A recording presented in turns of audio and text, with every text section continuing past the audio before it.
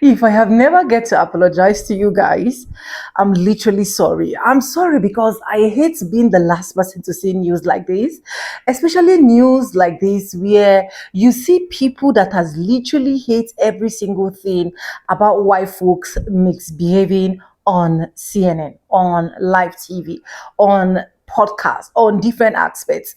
I just love to thoroughly bring it down to you guys. I don't know if you guys have actually seen this news, but if you have, please let me know in the comment section because one thing I do very much is to spicy my news with latest gist or nothing. So a white woman took to her platform to uploaded a particular picture. Honestly, when I saw that particular picture, I was thinking that this woman will be at least in her late 50s or 60s. That's just the honest truth. But just for me to wake up this morning and I find out that this woman is just 28. And this woman has been in the White House but has never promoted any single thing that is relating black people. So I was so excited when I saw people dragging her. When I saw even her own people dragging her. I actually did not know why she intentionally did this because I feel I don't know why I'm so convinced that she just did this because she wants black people to talk. But anyways, welcome back to the channel. My name is Sonia. Subscribe, like, comment, and share. Credit belongs to the original creator of every single clips and stitches we have in our today's episode. With that being said, let's get right into this video, and I'll be back with commentaries. This is, unfortunately, another example of disingenuous reporting, where you have a reporter who took the chief of staff's words wildly out of context. I think the most egregious part of this article was the bias of omission. You got a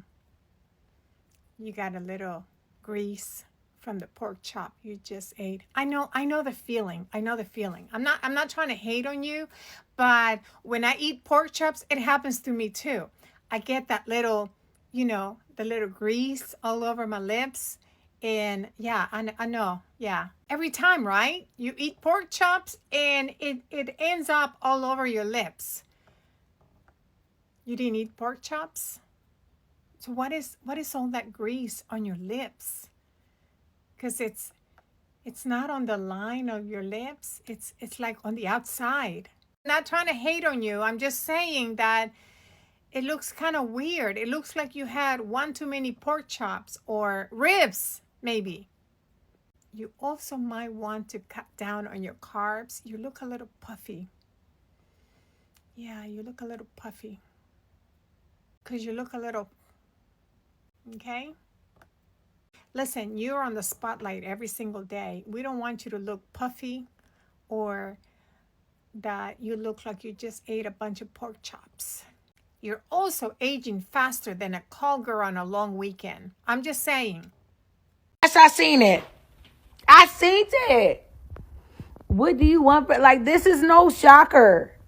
All this, she's 20. We've been talking about this. We've been telling y'all really hate listening to black women. We legit said it's always the women with lips like these that throw out the most hatred. It's always the women with crow's feet and wrinkles like the. I literally been saying this entire time. First of all, I'm older than her. No filter. She's 28. I'm 31. Yeah. It ages you. That hate, it ages you. And baby, I'm recovering from being sick. You can quite literally hear it in my voice. But girl, that hate, hold on. That hate, my God, today. That hate in your heart, it ages you so bad. So bad. So bad. They thought she was in her late 40s. That girl is 28. Frontal lobe ain't even done developing. I don't give a shit about her or these lips. Because I'm not even sure all of that is just from needles. That's her business. But you know what I do care about? A UN facility in Sudan. It got attacked by a UAE-backed militia. Yeah, that's still going on. But some good news to circulate around town. Despite it being almost 1,000 days since all of this started in Sudan, for the first time since the situation started, they are globally acknowledging that this is going on in Sudan, right? There's also been sanctions against some of the top leaders that are, or field generals, okay? This one, Hamidi, sanctioned. They got their asses. Okay, they getting sanctioned. That is the first step to several more steps. Okay, that is the first step to several more steps in the train of accountability. Do we hope and pray that the train of accountability will lead all the way back to the UAE, Israel, the United States, and everybody intertwined with it? Absolutely. Absolutely. But just know that this rapid Sudanese forces or rapid support forces that is backed by the UAE, sanctioned. Field Commander, sanctioned. North Darfur Field Commander, sanctioned. Jito Hamdan Ahmed, sanctioned. The other day I saw a 3-year-old being hung from a tree. You want to know who did it? My hope and prayer is that they throw these motherfuckers underneath that bitch. You understand what I'm saying? Bury them underneath that motherfucker. Bury them deep. Deep. Bury them deep. Okay? Believe me when I tell you God got something just for you. Field Brigadier General Al Fatah Abdul Idris sanctioned. So what does this mean? That mean that you gotta pay up. All that money you was getting from doing all that nasty filthy work in the field, you gonna have to pay up. And one thing about it, if I don't know one thing I know two things for sure. America they gonna do you dirty. They gonna tell you, oh yeah, we gonna give you so much money, you gonna be rolling in dough, you gonna be, you big man on campus, da. As soon as shit start to go left, they snatch that money right back. They may not directly do it, but they got people that work with them that will help them snatch your shit right back. You gonna end up paying more than what you were given. And that's the gimmick. That's the gag. So that's one of a long line of things that are in motion right now to help hold not only these UAE backed militias that are causing all of this pain coming directly out of Sudan, but also ensure that the UAE, the United States of America, and Israel, as well as the UK, and I believe it's like Belgium and Germany, hold them accountable for their role. Also Saudi Arabia, Jordan, they're all involved in this too. Yeah, hold them accountable for their roles and backing and helping protect the people that are causing so much pain in Sudan. So no, I don't give a shit about Carolyn Levitt's lips. I don't give a shit about her crow's feet. I don't give a shit about her pores. I give a shit about them babies in Palestine and Sudan that are literally freezing to death right now. I don't give a shit. Carolyn Levitt's gonna look older tomorrow than she looks today. No one gives a shit. I don't give a shit. You've looked like that this entire time. Your existence is a jump scare. That's old news. Bore snore. Oh my God.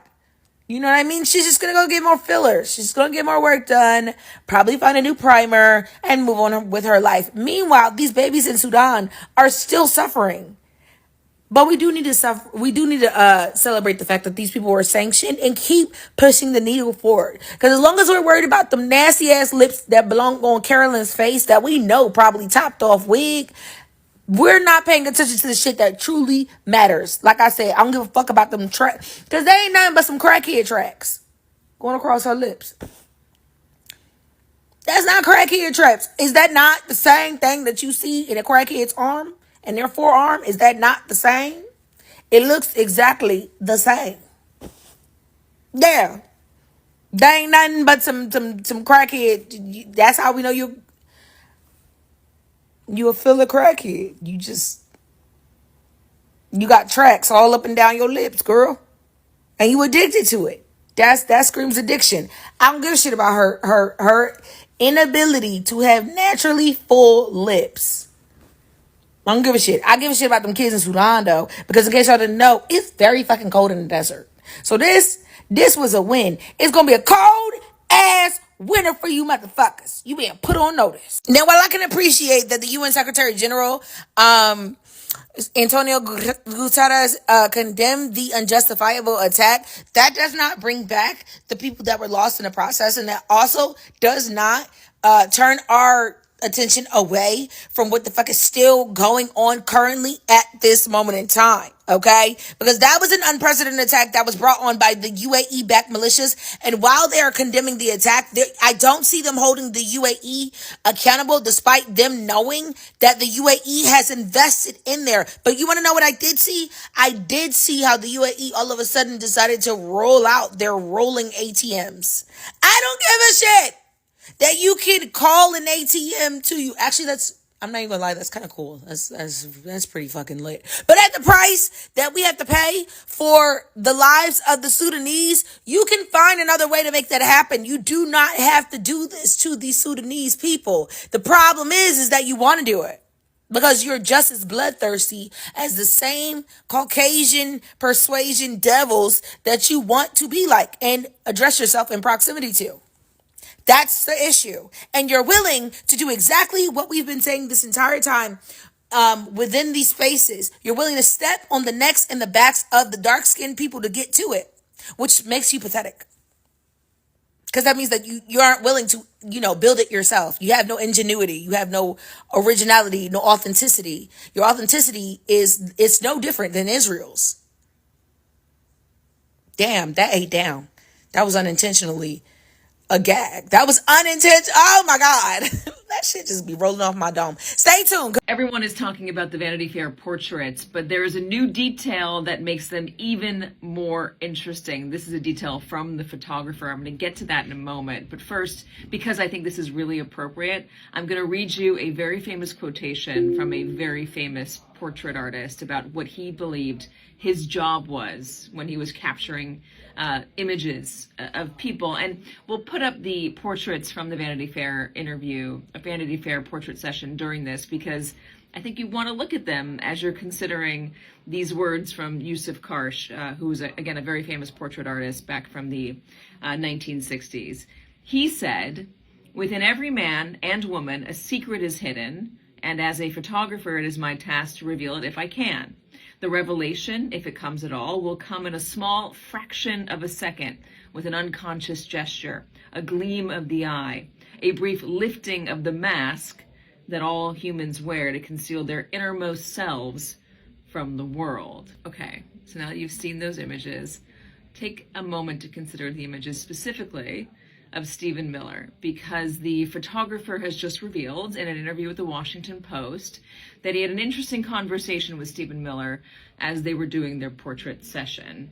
Miller asked, "Should I smile or not smile?" And the photographer said, "Well, how would you like to be portrayed?" They agreed, the two of them, to do a bit of both, smiling and unsmiling. And when they were finished, Miller comes up to the photographer, shakes his hand, says goodbye, and then says this, quote, according to the photographer, "You know you have a lot of power in the discretion you use to be kind to people." To which the photographer responded, "You know you do too." That Vanity Fair photo shoot was shot that way on purpose. It was to humiliate the Trump senior leaders, the administration. That's why they did it. There was no intention for that photo shoot to be a stellar, beautiful photo shoot spread. It was done that way on purpose. Christopher Anderson was the photographer, and he was like, that's what we're doing. So the saddest thing about that is the people that are celebrating those images have no idea the history of Vanity Fair. Vanity Fair has been around as a magazine publication since 1913. They had established themselves as akin to old money, conservative family and values, tradition.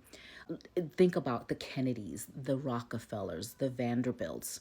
Those are the people who that magazine was for. That was the audience. And so for the people who are celebrating, laughing, making jokes about those images, you've probably never even read Vanity Fair magazine. Vanity Fair was around, like I said, since 1913. They were revived in like the 1960s by Condé Nast. But they've always been akin to tradition, old money, old values. And the fact that they would get in a room and say, let's humiliate The President of the United States senior staff take a photo shoot, publish it, is beyond sad. That magazine, the reputation is done. And for all of you people who remember Vanity Fair from years ago, you know what I'm talking about. That was the magazine. That was the standard. It was established with that old money. Because they don't like a current administration, they're gonna mock them. There was no reason for them to take photos of with stark images and shadows and horrible backgrounds, bizarre facial expressions, showing full-on skin retouched. So I'm gonna insert some pictures, but when they're doing photo shoots, there's someone sitting at a monitor looking at the images as they're being shot. And someone was like, that's a good one of Caroline Levette's mouth. You mean to tell me that the left doesn't get fillers? Because they do. So the fact that they would actually call the White House and say, hey, we want to do a photo shoot, and then try to humiliate them is the saddest thing I've ever seen. And the fact that people are celebrating it is bizarre. Because just because you don't like a White House or an administration doesn't give you the right to humiliate them. I'm under the impression that we teach our children not to do things like that, not to make fun of people, not to mock people. But here we have grown people doing it to one another. And the people in the comments are grown people, like making fun. There's women on here saying, I'm 60 and I don't look like that. You, because you probably do. And how millions of women get fillers. So you guys are going to take a shot of her where she obviously had them and then zoom in on it and snap the picture and put it in your magazine. And then the poses and the imagery, the stark lighting and the harsh backgrounds and the shadows. They had a meeting about this. Like, we're going to make this the worst thing possible. To call Caroline Levitte the mouthpiece, she's the press secretary to the President of the United States. I don't remember them ever calling the curly-haired girl from last term the mouthpiece. They were name-calling, attaching the images to captions that were essentially name-calling them. The way Caroline Levitte handled it, total professional. But for all of you who are celebrating, you are what you teach your kids not to be, if you're teaching your kids not to be. Vanity Fair, you should be ashamed of yourself. Diabolical. Your magazine is trash. No one that is above nonsense will ever buy your magazine again. Let me know down in the comments, were you one raising your hand saying, oh my God, yay, look at how they just made them look horrible? Or were you shocked that a publication that's been around since 1913 would stoop to that level because they don't like the current administration? Let me know down in the comments. Have you seen this? This is an act of resistance. Look at the filler marks. No airbrushing. Like, the makeup rubbed off her nose. No help whatsoever from the retouching. This is the cover photo on Vanity Fair's Instagram, and it's part of a photo spread and article that interviews a bunch of highly ranked Trump officials. Republicans are kind of freaking out about this article because of some things that Trump's chief of staff said. But I want to talk about this image because I've been thinking about it all day. First of all, I'm older than this woman. Just get that out of the way. So, like, I understand. I get it. The makeup creases under the eye. I get it. But it was a choice not to retouch at all. And I think it says something really interesting about how the Trump administration, especially with Caroline Levitte as the mouthpiece, as the person who is constantly lying, their goal is to obfuscate and change the narrative and force feed alternative facts to people. And this kind of image, to me, says something like, you can try to manipulate all you want, but we still see you. Or like, you will be seen anyway for who you really are. That's the kind of, I don't know, this is such a bold choice. Ruthless. I love it. I fully support it. And it's not just about a zoomed in photo of a woman with pores and wrinkles, because all of us have that, okay? All of us have that. It's about the conscious choice not to fix this up on a person who acts as the propagator of propaganda for a brutal dictatorial regime. That's the kind of message that I'm getting from this. What do you guys think? This is crazy to me. The filler? Oh my god.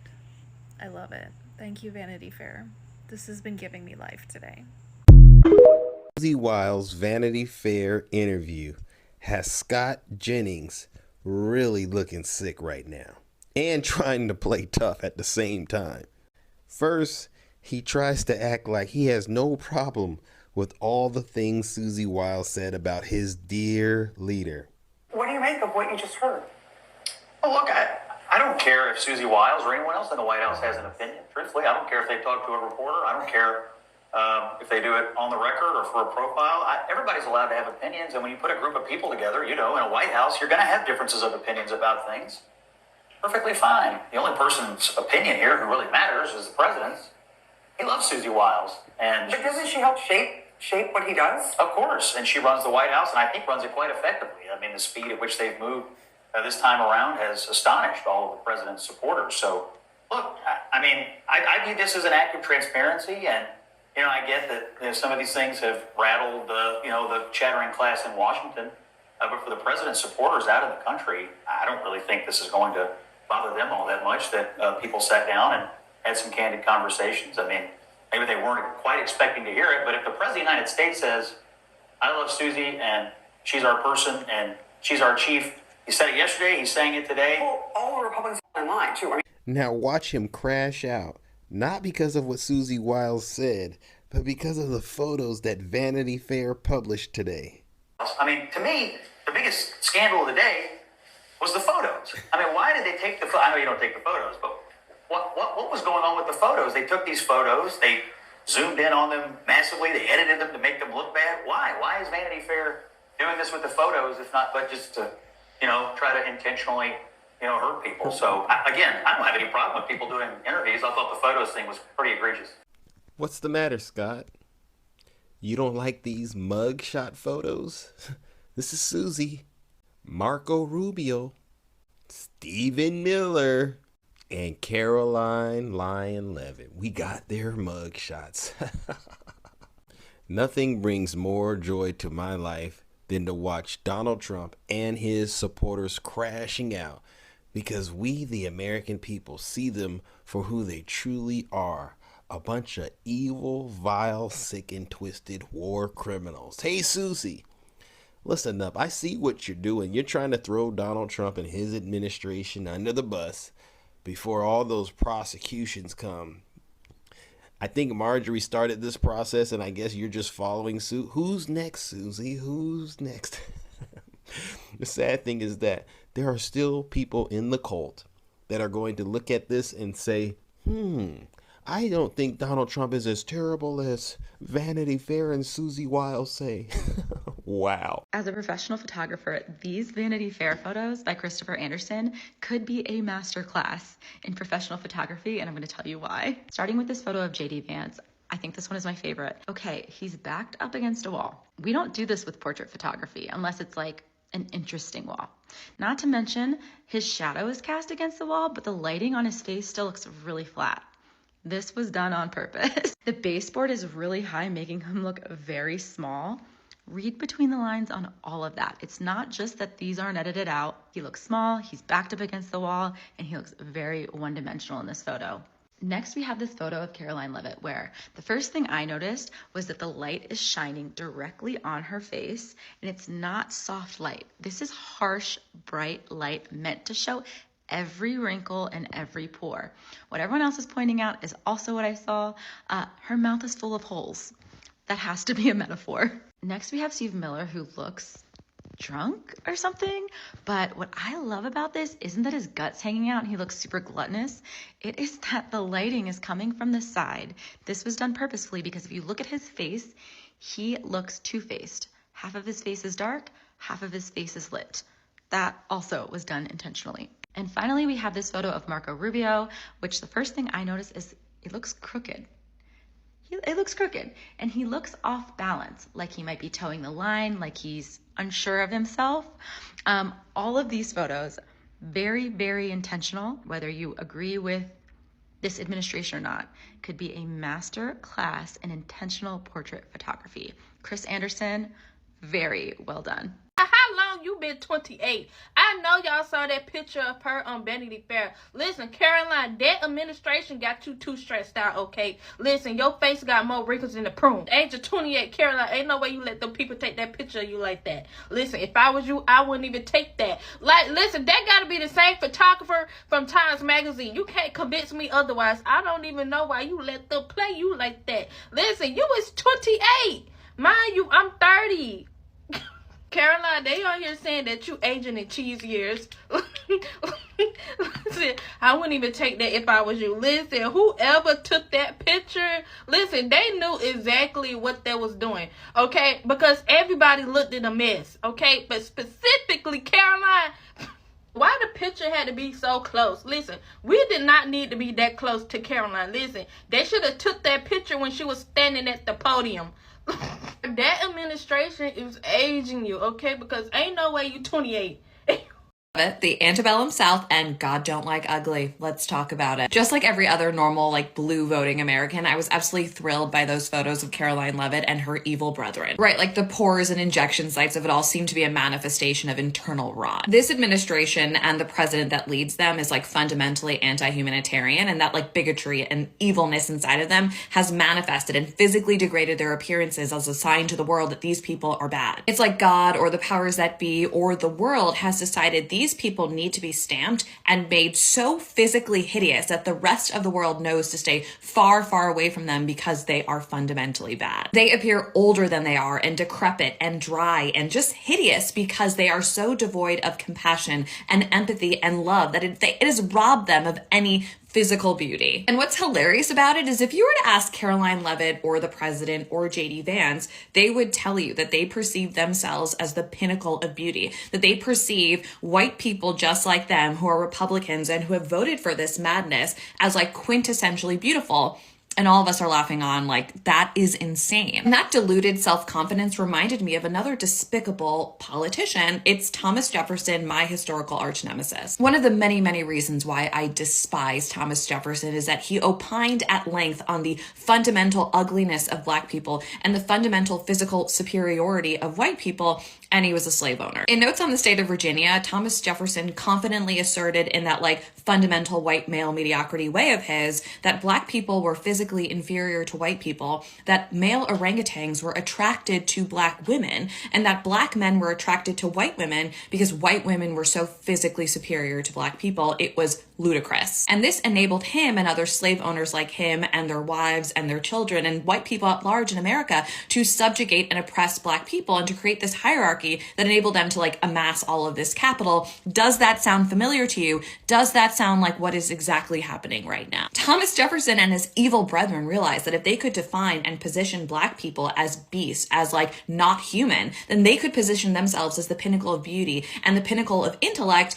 and then they could perpetuate the system by which they could steal from Black people, from people of color, from indigenous people, and just become the masters and titans of the universe. This deluded self-perception as beautiful, as intellectually superior, enabled them to rationalize and codify racism. Obviously, this diluted positioning was effective for them, but what was so funny about it is like if you look at a picture of Thomas Jefferson or his wife or any of the people that were slave owners or that subjugated and oppressed people of color in America, they were hideous, they were disgusting, they were ugly. All of that internal evil rot bubbled to the surface, which is all to say that God don't like ugly, God don't like Caroline Leavitt, God don't like this administration. Evil resides within, no doubt, but if you're a horrible person who is like desperate to eradicate wide swaths of people and to eradicate civil rights from whole groups of people, that will eventually manifest physically. So yeah, the photos of Caroline Leavitt and Marco Rubio and JD Vance are like delightfully hilarious to look at, and they're hideous, and it's something we can all laugh at,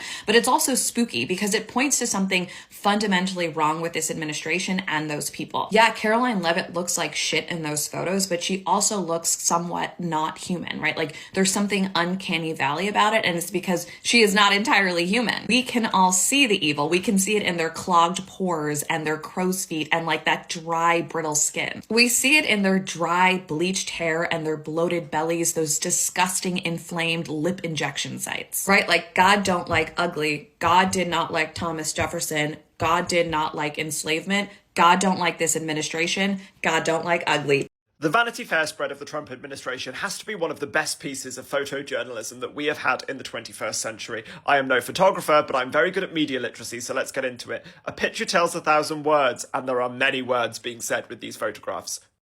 The point and purpose of these photographs is to make the individuals that run the Trump administration, here we have the chief of staff, look completely and utterly human, and I don't mean that in a good way. Usually we have good connotations to the word human, vulnerable, etc. But when you are an administration that thrives on this idea of infallibility, being made to look human, mortal, and fallible is definitely not what you would want. Here we have the chief of staff stood with her hands clasped, doing nothing, awaiting orders, staring vacantly in a dingy room off-centre as someone pulls all of the strings here on the back. I don't know if they're on the phone or what they're doing, but they're in the frame, and that's important. They're there intentionally. If they wanted to make this look like a more appealing photo, she could have been busy, she could have been doing something, she could have been centered, she could have been so many things that connote power, that connote strength, that connote busyness, that connote that she is working for the American people. Instead, she stood to the side, hands clasped, waiting to be told what to do as somebody manically does things in the back.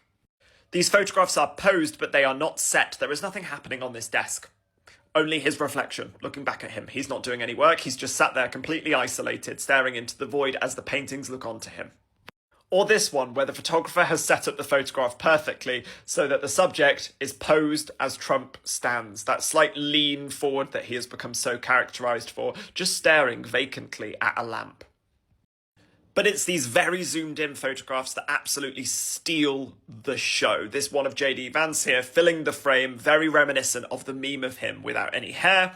All of the imperfections on display. The chapped lips or the crumbs, the tired eyes. Nothing has been photoshopped, nothing has been edited out. Purposefully positioning this as a very human moment. And again, I don't mean human in the good way. I mean human in the vulnerable way. Human in the sense that this is an administration that absolutely thrives on the idea that they can never be toppled, that there could never be anything better, that there could never be anything else. And so you might as well just come along with us because otherwise you are stuck with... These are people. And that's the point of leaving in all of these imperfections and all of these minor details on their faces and zooming straight on in. These are the people that are running this machine, and these are their flaws. These are their vulnerabilities on full display for the world to see. And this one of Caroline Levitt, the mouthpiece, which is absolutely the pièce de résistance, because look at the mouthpiece. This is where we have all of those details, all of those injection sites from the filler completely on display, the uneven Cupid's bow going on up here. The mouthpiece, where all of the truth comes from, isn't even legitimate, isn't even her real mouth. And I'm not against filler, any of those things, but that is the point of this photograph, is to demonstrate that the mouthpiece that speaks only the truth isn't even the true mouth.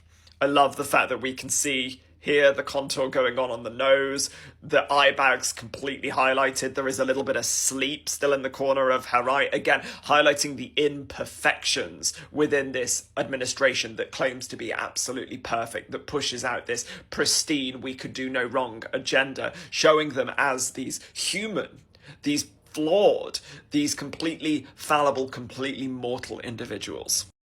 We also have photographs that are styled slightly more zoomed out so that we can see hair, we can see where the chin comes in, very, very reminiscent of a mugshot. Do not tell me for 1 second that this is not something that you would expect to see on a police file.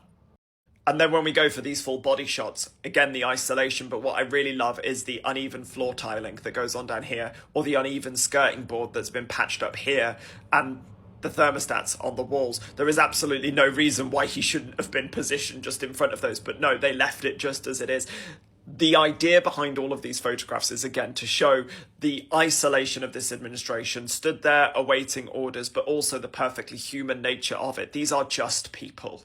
This is not the machine that is being presented. These are just people who couldn't even have the thought process to say to a photographer, hey, do you think maybe I should stand in front of the thermostat because it's on view? Amazing. These photographs will stand the test of time because they are a perfect illustration of this administration through and through. A lot of people have misinterpreted them, that they are just intended to make these subjects look ugly, and that is not necessarily, in my opinion, the case. We all have imperfections on our faces. If we zoomed in and took a photograph of me that close up, we'd get exactly the same outcome.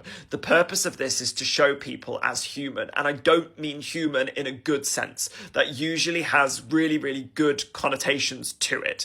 Vulnerability, emotion, all of those things. But when you are an administration that are bulldozing through law, that are bulldozing through constitution, that are bulldozing quite literally through the very fabric of the White House and the very fabric of the United States of America, it can be a very, very frightening thing for people who believe that these individuals are unstoppable.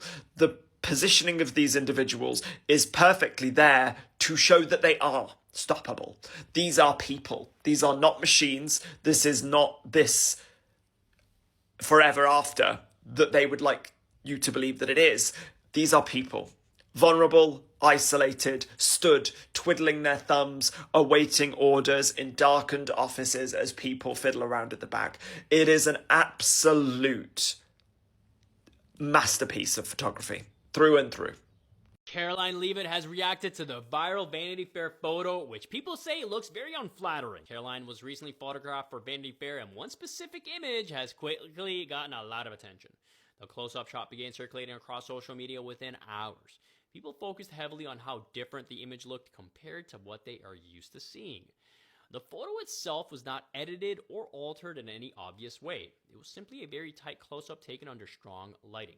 Still, the framing and angle led many to call it unflattering. What made the situation grow faster was how quickly the image was shared. The conversation became less about the magazine feature and more about the photo. Some people pointed out that the close-up photography can look harsh on anyone. Others said moments like this show how unforgiving the internet can be. During all this, Caroline has spoken out about people saying it wasn't a nice photo. Underneath the post about it, Caroline left a comment. In her comment, she wrote, "I'm indifferent." I think that response shows she is not letting the moment bother her at all. You could say it means she is choosing not to give it any attention, which may be the wise move. But before you go, I want to know, do you like the photo? I came home crying in the 5th grade and my mom said, and I quote, "People would pay big money for those lips."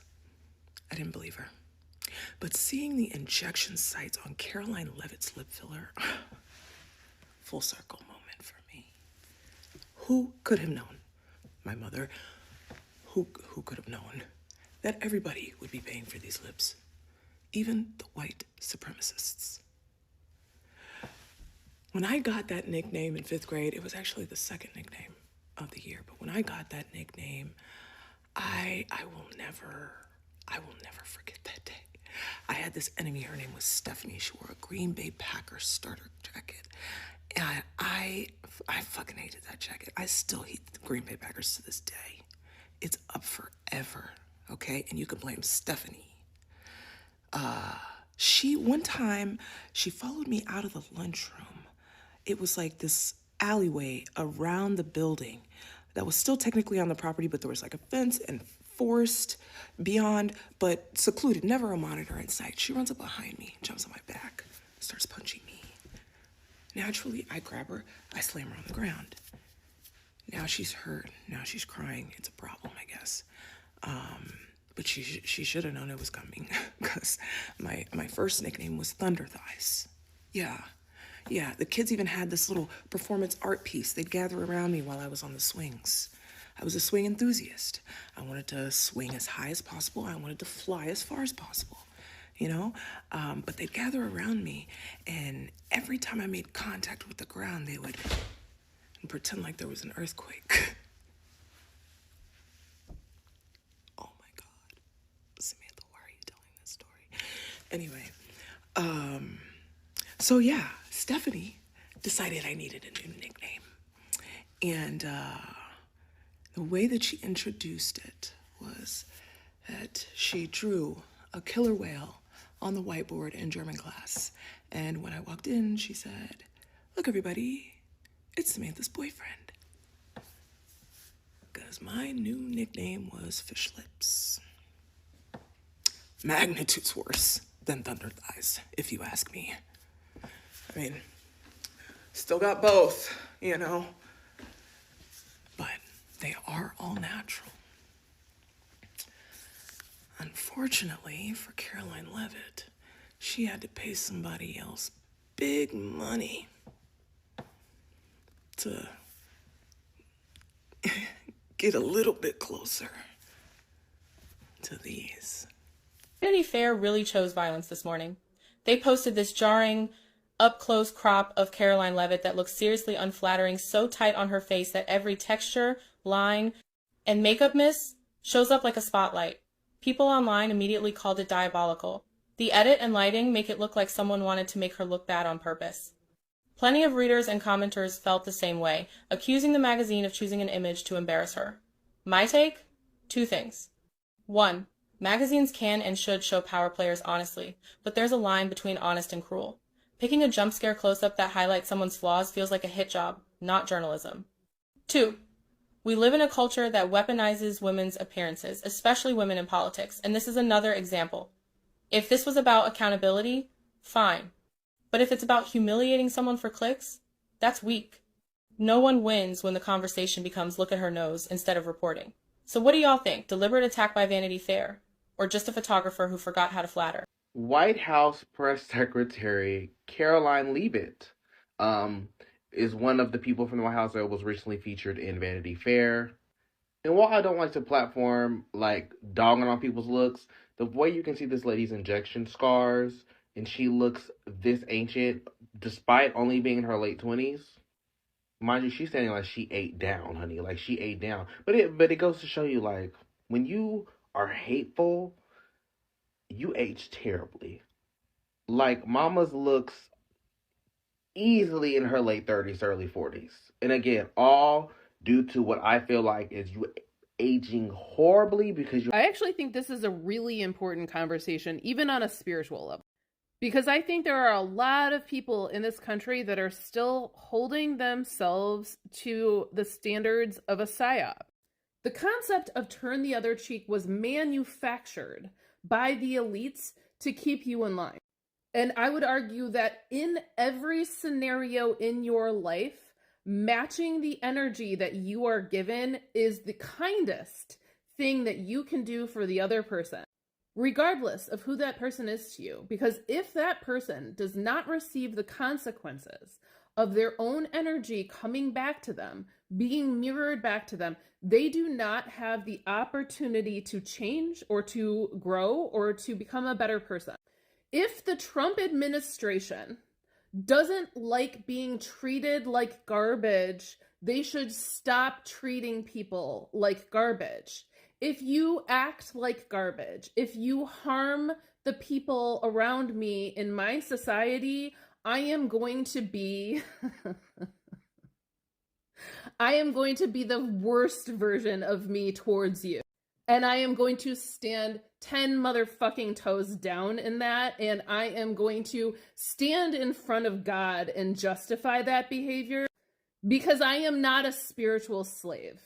You will not enslave me at a soul level. You will not tell me that I have to treat you with kindness while you attempt to kill me and the people around me. And yeah, man, if I was 28 years old and my skin looked like that, I would take all that fucking money that you're getting under the table and I would get your ass to the dermatologist. Because you need a chemical peel, bitch. That Vanity Fair photographer, Christopher Anderson, is so effortlessly shady. I love it. He gave an interview to the Washington Post and he's like, I don't understand the problem. How could you possibly expect me to retouch these photographs? Did I put Caroline Levitt's lip injection holes there? It seems Stephen Miller was the biggest diva of all. Listen to this amazing anecdote. Stephen Miller was perhaps the most concerned about the portrait session. He asked me, should I smile or not smile? And I said, how would you want to be portrayed? We agreed that we would do a bit of both, and then when we were finished, he comes up to me to shake my hand and say goodbye, and he says to me, you know, you have a lot of power in the discretion you use to be kind to people. And I looked at him and I said, you know, you do too. Christopher Anderson, we know what you did. and we speak your name.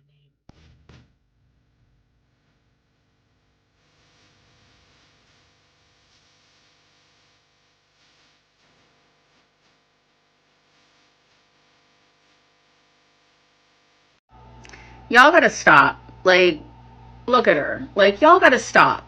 Like, we need to stop shaming this woman's looks.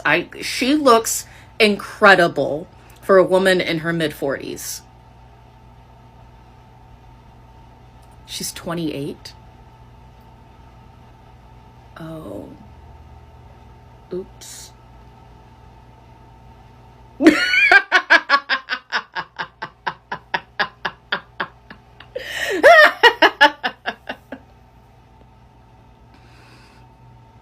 I'm 38.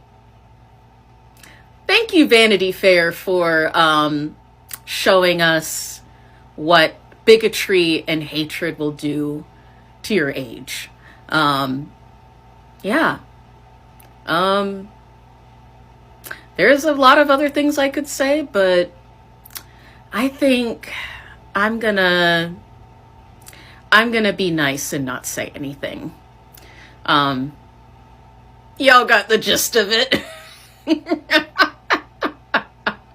Like, what is this? Like, what's this? And then the freaking orange on her nose? Like, listen, what's his name? Christopher, the photographer. I gotta give that man props. Because thank you. Like I said, thank you for showing us what bigotry and getting horrible work done looks like. Like, oof. You know that saying, if it ain't broke, don't try to fix it?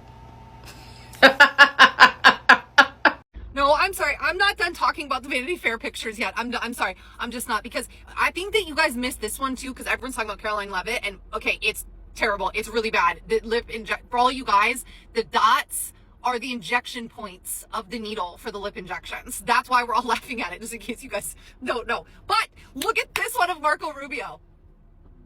Stop. I need to report a PR assassination. This is the worst.